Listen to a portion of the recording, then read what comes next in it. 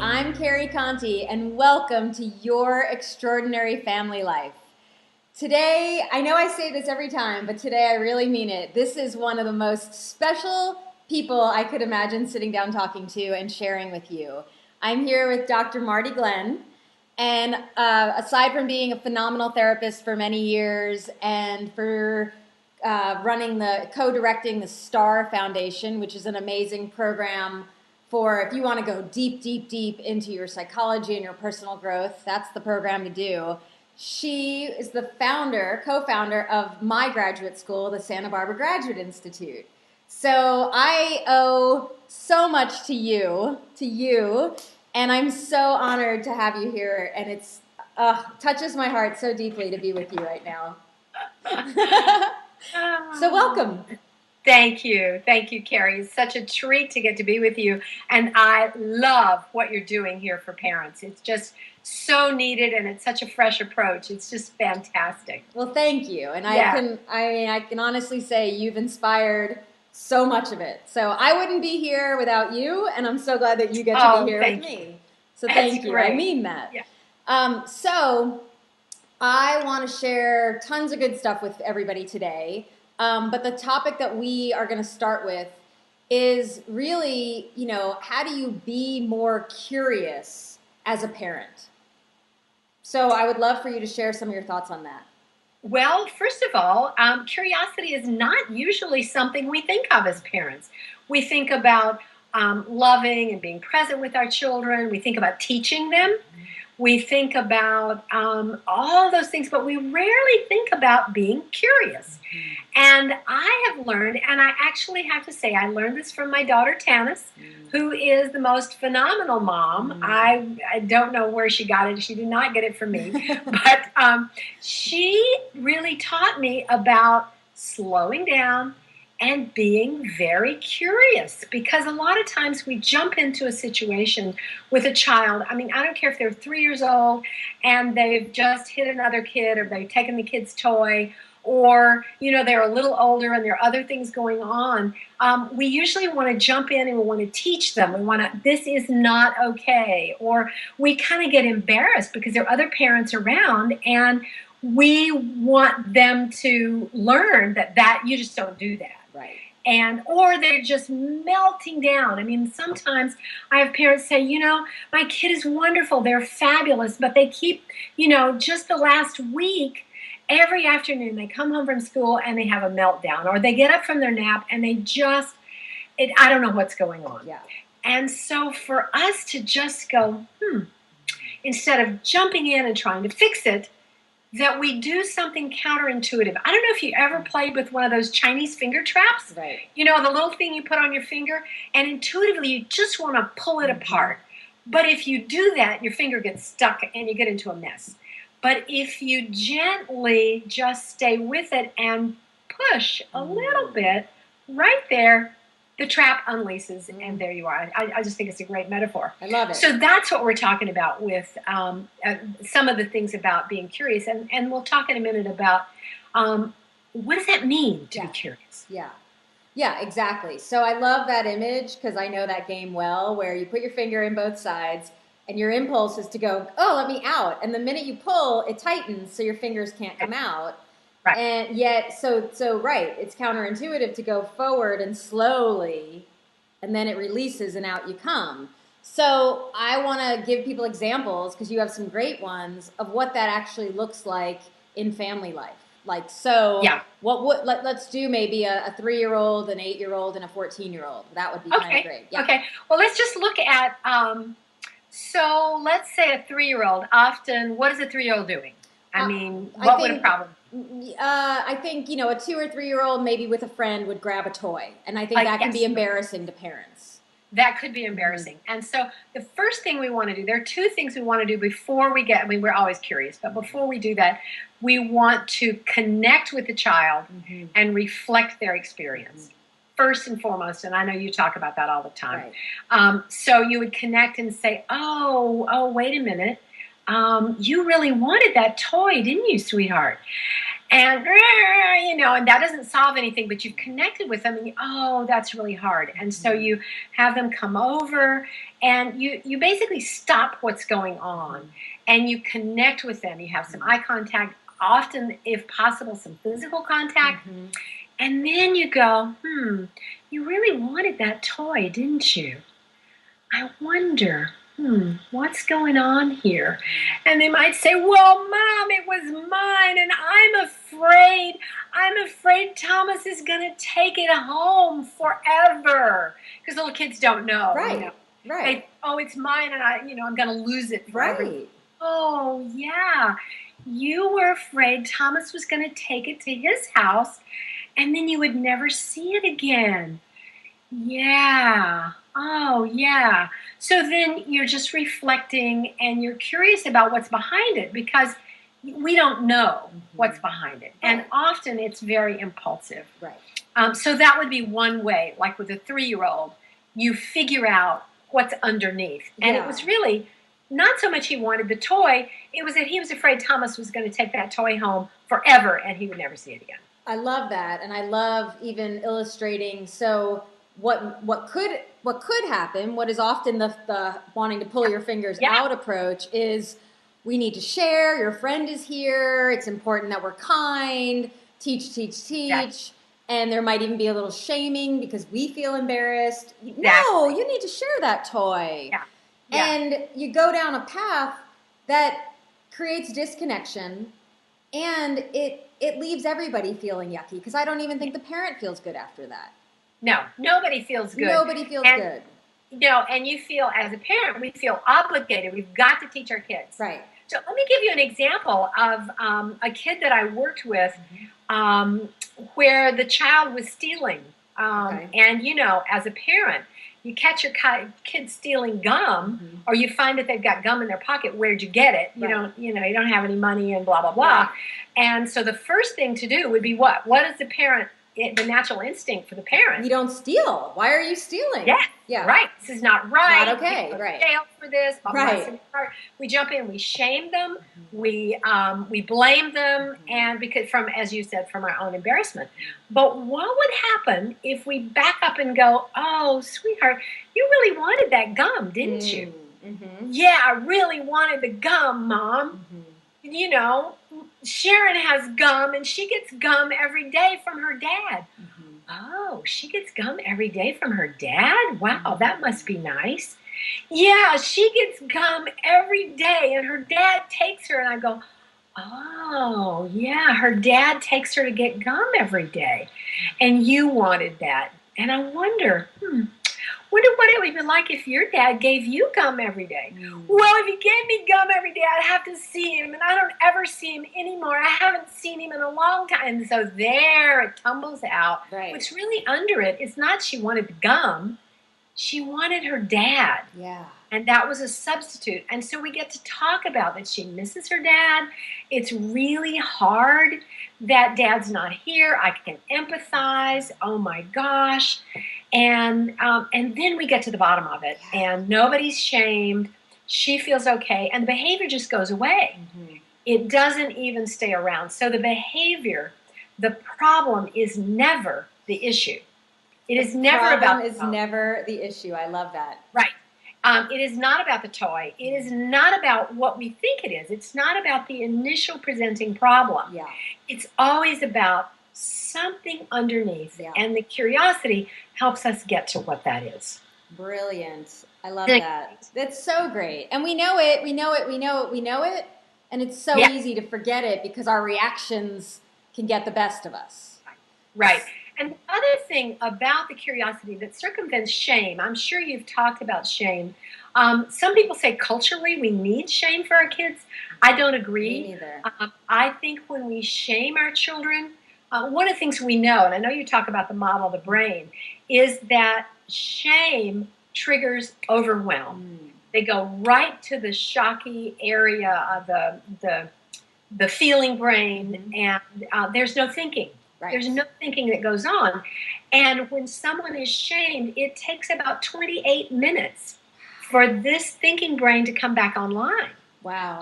one of the things that curiosity does is comes underneath this and avoids the shame, avoids the flipping your lid, avoids the overwhelm, and gets to what's underneath. Oh, I love that. Right, because Right. the shame, as you said, it shuts down. I mean, you know, I think we both come from an approach that when a child or somebody does something like take a toy or hit somebody or scream or say something not kind, on some level, I really believe they're aware that that wasn't how they wanted to act.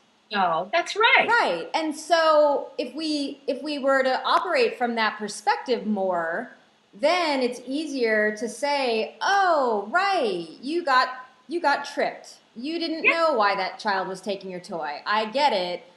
And instead of, keeping this going because it might already be going, yeah, it right. slows it all down and helps them get back online. Right, right. Well, the making contact, reflecting where they are, helps soothe the nervous system, which brings us back online and doesn't flip it out more Yeah. with the shame piece Yeah. when we're teaching and training and, and we're feeling shame. Right. Okay, so here's where I want to go next is if we didn't get raised in an environment where curiosity was how things were handled, Right, right. how does somebody cultivate that skill? Because it's a skill, it's a way of being that Yes. you might, because our reactions are in there. Those Yes. brain Yes. connections are, so fast, as we know. Right. So what would you say to a parent who says, okay, I really like this. I don't know if I'm there yet. So how could I be more curious in general so that I can be more curious in those times when it's going to be a little trickier for me to be curious? Yeah, yeah, right. I think one of the first things, as in any of the new things we're learning, first of all, is the awareness. We know that we have to connect and empathize, somehow reflect what's going on. And in doing that, then our nervous system pauses. We take a little bit of a pause, and then our thinking brain can come in and go, there's something else. If we really get this behavior is a symptom. Yes. The behavior itself, what the kid is screaming about, is not ever the issue. Right. And so if I can sort of know, now wait a minute, this isn't right. Something's off here. And we can sit with it. Yeah. And just be there and go, if this isn't the issue, then what is? Yeah. Right. If I know that this is not it, then I have to be curious. Yes. I have to get curious about what might be the issue. And the way we find out is to pull, it's kind of like beads on a string. Yeah. No, I don't just grab the whole necklace. I'm just going to pull one at a time. And then the child will dump it all in my lap. Yeah. Because they want us to know. They may not consciously know themselves, but they want us to get it. Right. And so just being curious and sitting there, giving it one more minute and going, God, I know there's something going on here. I don't know what it is. I wonder what it is. I love that. And I love the metaphor you use about cotton candy. Yes. They hand, at the carnival, they hand you this big thing on a stick. Right. And you could easily look at it and go, I don't know how I'm going to get this in my mouth. But you don't. You just start pulling off parts and you have little bites. That's right. And I kind of love that metaphor for parenting. It's like, I think the impulse is, I need to know right now and I need to fix it. Right. So what if we said, okay, that's one way, but there's another way of, I'm just going to tease, I'm going to pull, I'm going to be curious. I think giving people the understanding that just because you don't rush in that moment and fix it and teach the lesson of how they should be doesn't mean you don't get to guide that behavior. There's going to be time, but you're going to have much more of an impact if you slow it down and make more space. Pull it apart, slow it down. You're absolutely right. The teaching comes at the end. Totally. At the end, when their thinking brain is back online, and you can go, oh, yeah, wonder what we should do about the gum thing? Yeah. You know, Yeah. and it has to come from them. Yeah. You can't say, well, stealing is not good. Right. They already know that. Exactly. They know that. But you go, I wonder what we should do about the gum thing. Well, they will come up and say, and they will come up with worse things than we will ever. Yeah. I see that all the time. Well, I think I should take it back to the store. Okay. And how would we do that? So I didn't jump in and say, yes, you're right. We got to say, and the curiosity, the pulling that cotton candy apart, just pulling it apart and going, how would we do that? Yeah. Well, you could go and give it back to the store owner. And I'm really, I wonder what that would be like. Well, no, that probably wouldn't work, huh? Well, I wonder what else we could do. So we're just, we're just in there, just curious. Yes. And at the end, they are going to come up with a solution, and they will do much more than we would ever direct them to. Right. Which is very cool. Super cool. Very cool. All right, so let's do one more because I think it's useful, and I know there's going to be parents that are listening that have older children. And so I know you have a good example with a teen. So say 14, 15-year-old. Okay, so here's a good one that is every mom goes, not my kid. Yeah. Please, not my kid. Yeah. But you find out that your kid has been smoking pot with their friend. And so he comes home, and your first impulse is what? How could you? I didn't raise you to be this kind of kid. You know better, right? That's right. This is not legal. This will fry your brain. You could get in trouble, right? But we don't. We take a breath. If I'm not regulated and I'm not in a place where I can really talk about this, then I have to go, you know what? This is a really important issue, and I want to make sure it has my undivided attention. And so I need to go take a walk, or I'm going to go work out, or I've got to get a drink of water, or I'm going to go take a shower. Whatever I need to do to take care of me. Yep. And then I'll be back, and we'll talk about this. Yeah. Well, while you're gone, they're going to be going, oh, my God. Right. So even though that's authentically for you, there's actually wisdom in that of stepping away and saying, this is so big, I need to make sure I'm really present for this. So we're not doing this right now. Huge. Yes. So that I'm regulated and the kid also gets that this is important, Yes. Now, there's another rule that I have when working with a lot of kids, and the older the kid is, the more needed it is, and even sometimes with little kids you can do this, but do not sit and have a conversation because we all know what they do. Right. How are you doing? Fine. Right. What's happening? Nothing. Well, and speak to that for just a second. That's if you're already feeling shame, you're in a part of your brain that can't connect eye to eye.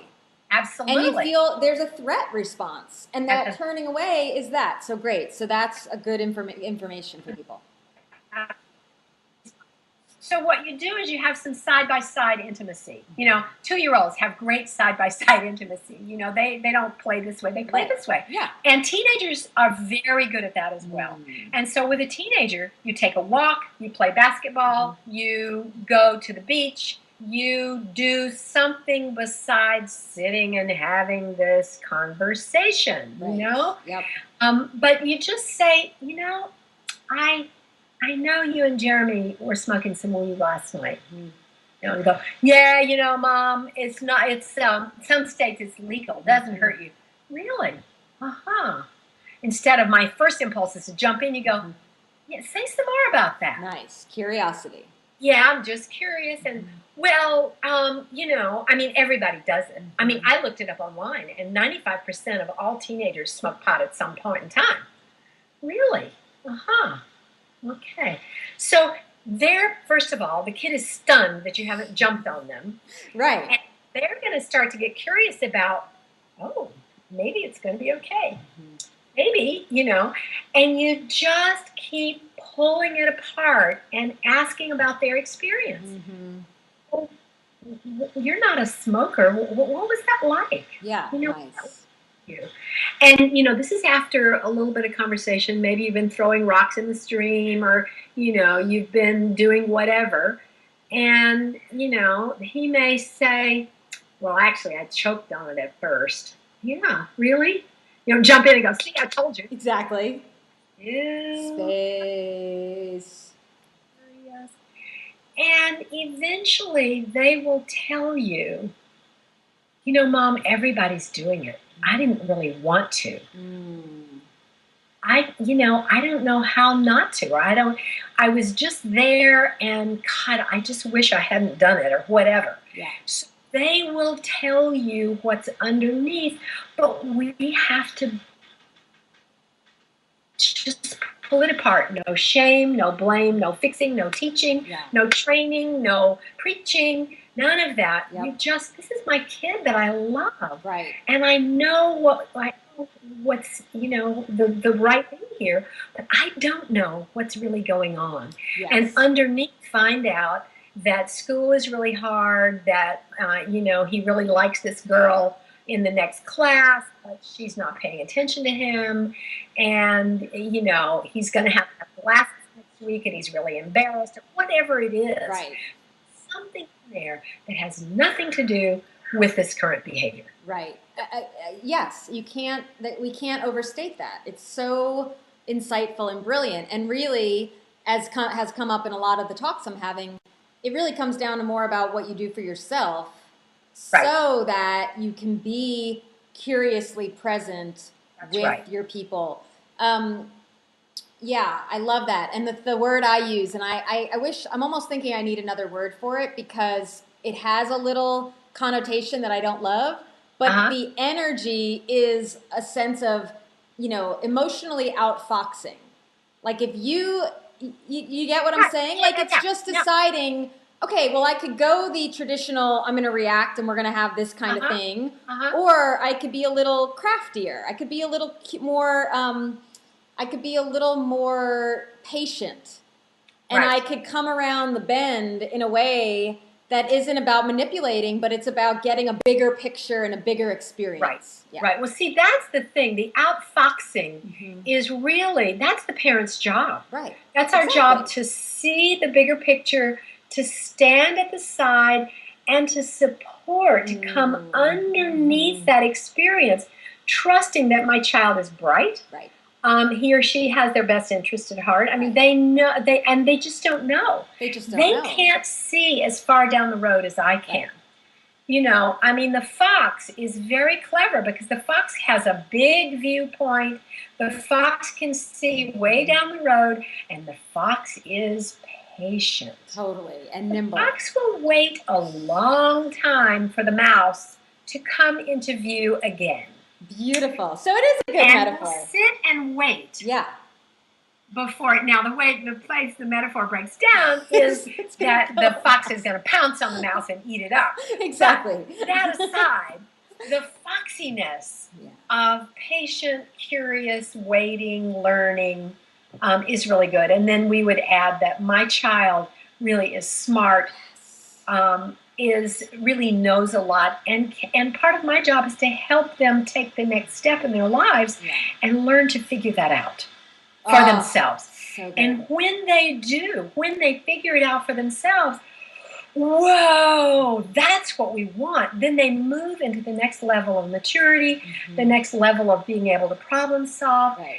And what comes with that is some personal reflection on being able to look at, this behavior equals that.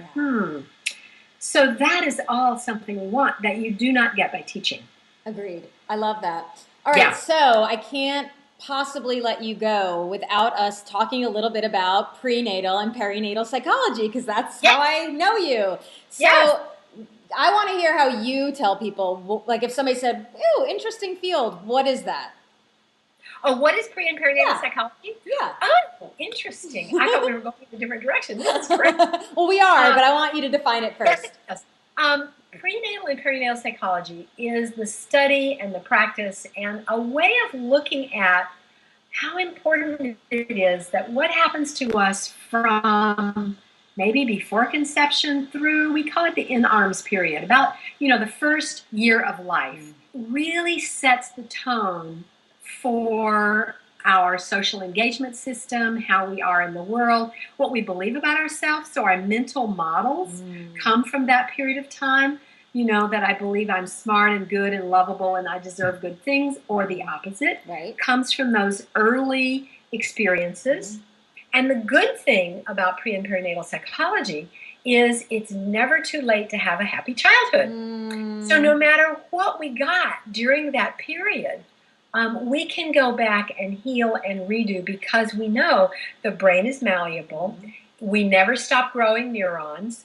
And we can go back and redo those mental models at any time. Love that. And it's very, very exciting. Yeah. It's super exciting, and I think that's where our conversation started before this, but where you and I got excited because we thought that a way of being with young people as a parent, Yes, and being curious, but also holding a lens of, I wonder if this is related to something from another Yes. time of your experience. yes, yes, So yes, yes. that's what I want to share is how can parents be curious and also aware of, okay, well, there were things that happened to you in the womb, around birth, and in our first experiences together that we know, you and I know, Yeah. they replay, that the patterns got set. And even though we don't, as a culture, believe that babies have memory, we know that they do, especially around emotional reacting and interrelating. So, That's what right. would you say, what are some kind of tricks and tools where people could just be more curious on that level? You know, there's so many times in a child's life that they recapitulate, they replay, as you say, something that happened early on. And I often get, for example, kids have a meltdown. They're either having nightmares or some behavior is changing. Often it's around their birthday, or particularly for adopted children, or it's a transition. Maybe they're moving, or they're going to a new school, or something different is happening. Something different. So some transition has happened, and so they're responding, and we go, she's waking up from her nap every afternoon, and I can't console her. There's something going on here, or, he's having bad dreams or something. And so I get very curious because we know this child's history. Right. And we know that whatever it is, whatever happened to them early on is going to get reacted. It's going to get acted out again. Yeah. In some way. I can't tell you how many adoptive kids I've talked to their moms, and somewhere during their life they begin at a birthday party, they have a meltdown, they throw the cake on the floor, they do something, and the mom goes, oh my gosh, how did this happen? Right. Or at the time that they were adopted, or for example, around a child that may have had surgery, or there may have been a loss. Right. Things happen. Life happens. Right. And it's not without impact.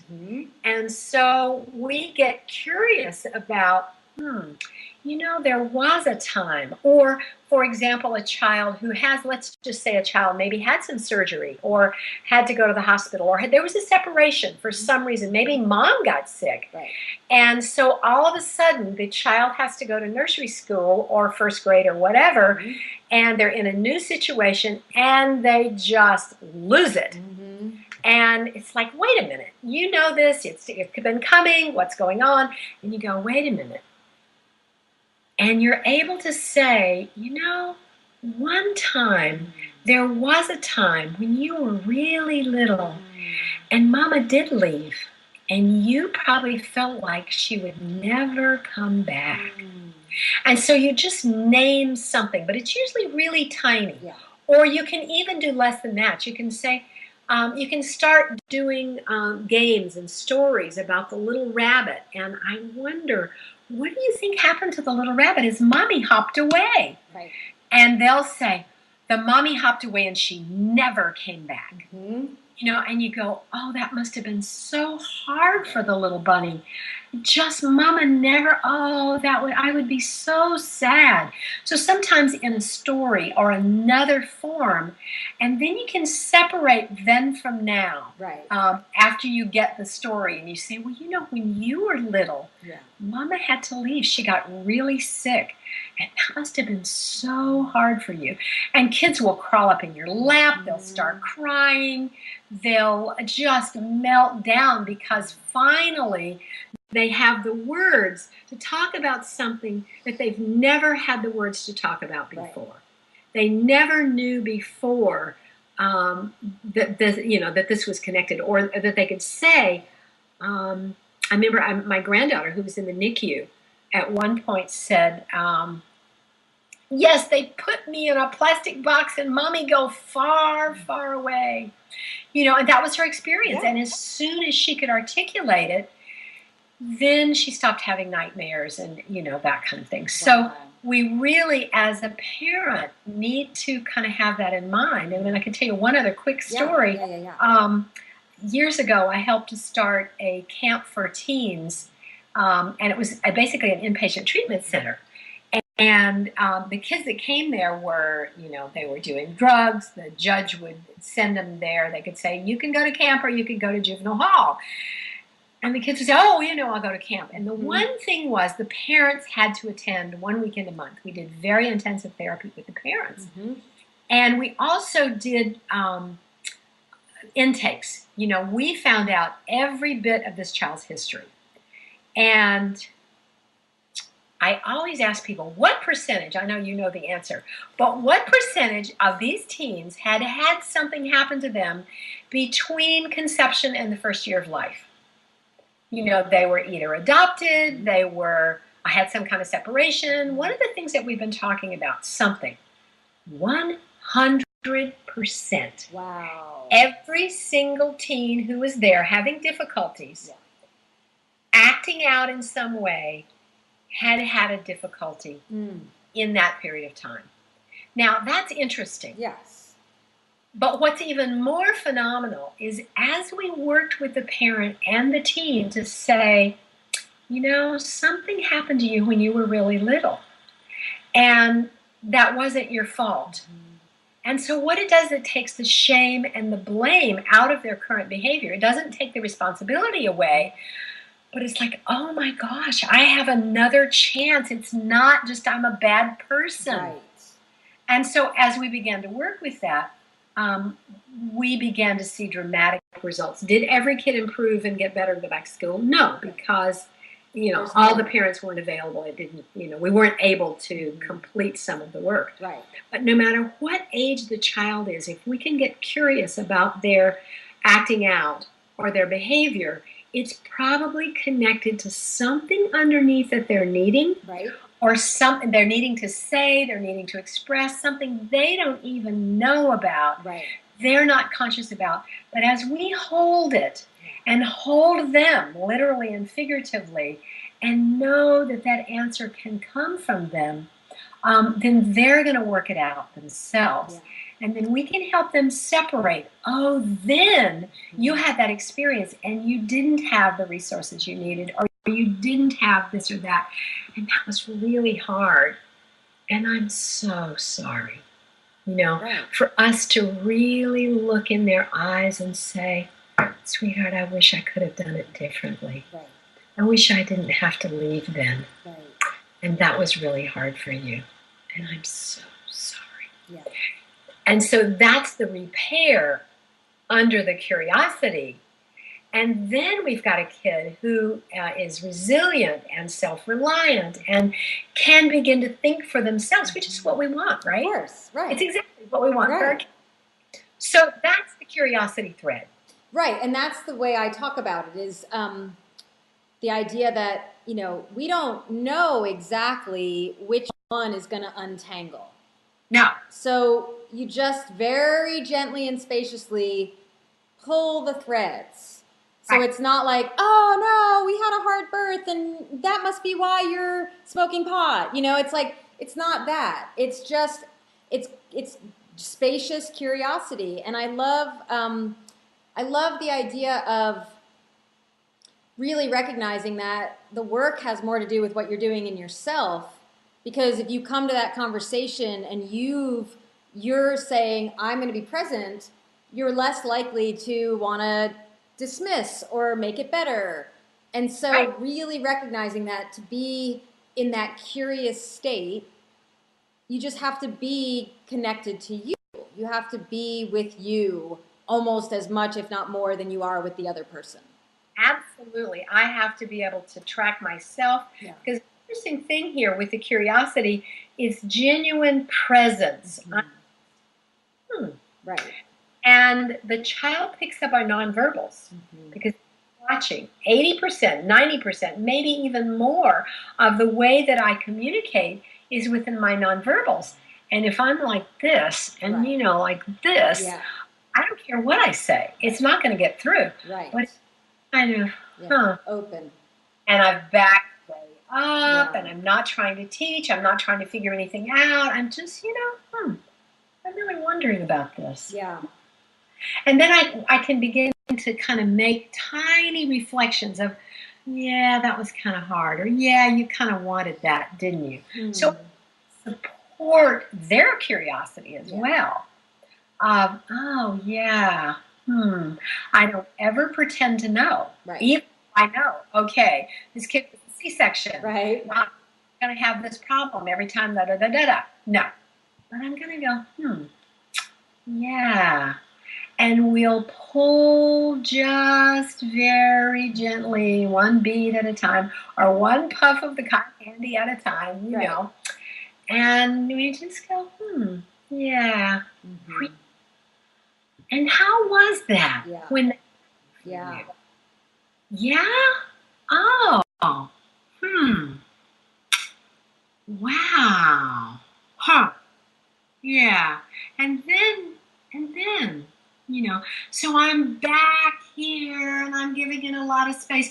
And the older the child is, the more space they need, the more curious I need to be, and just present and listen. Because that's yeah, exactly. And I was even going to say, whether you have the type of person in your life that is a talker, tells you everything, oh, mom, I did this and this is what happened, or you have somebody that doesn't want to have somebody pulling information out of them, either way, curiosity works.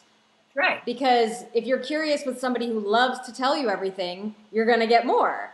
Right. And if you're curious with somebody who doesn't want you prying, if you're spaciously curious and you're just wondering versus probing, it's a very different experience.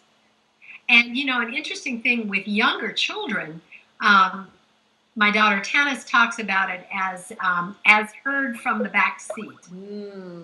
I like that.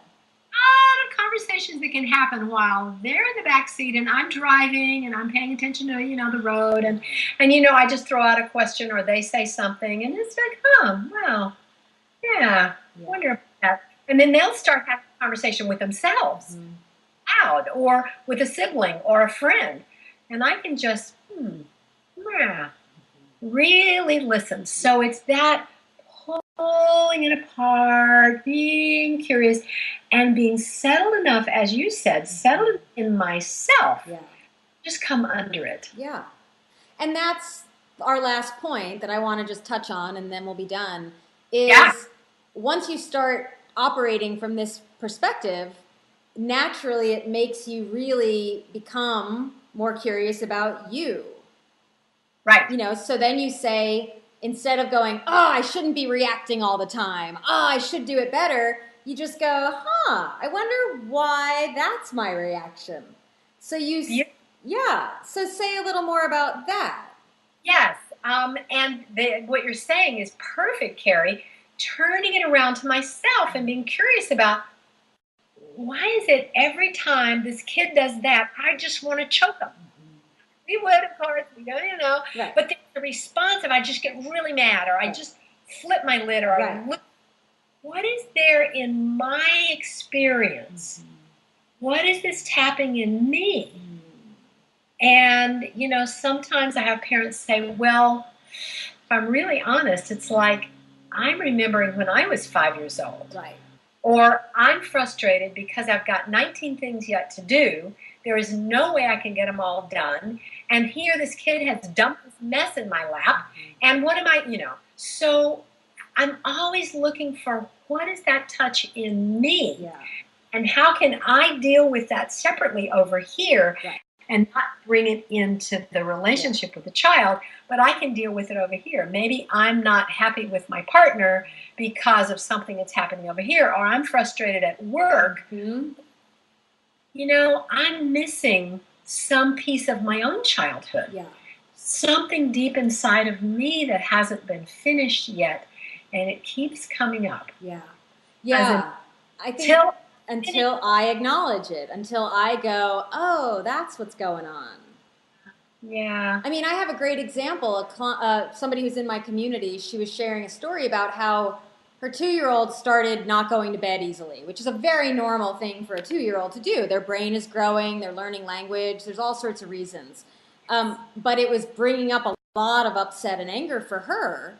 And what she, first she wanted to just rant and say, this is horrible, and why is this happening, and it never happened before. But then as she went a little deeper into her story, she realized, oh, I have so much work, like actual work to do, that I'm counting on that time when they go to bed to get another couple of hours of my work done. So what she realized was that's not working anymore. And it's unfortunate because she likes her work. But what she realized was, oh, I'm stressed because I'm putting on him, you better go to bed so I can go do my work. He's sensing that.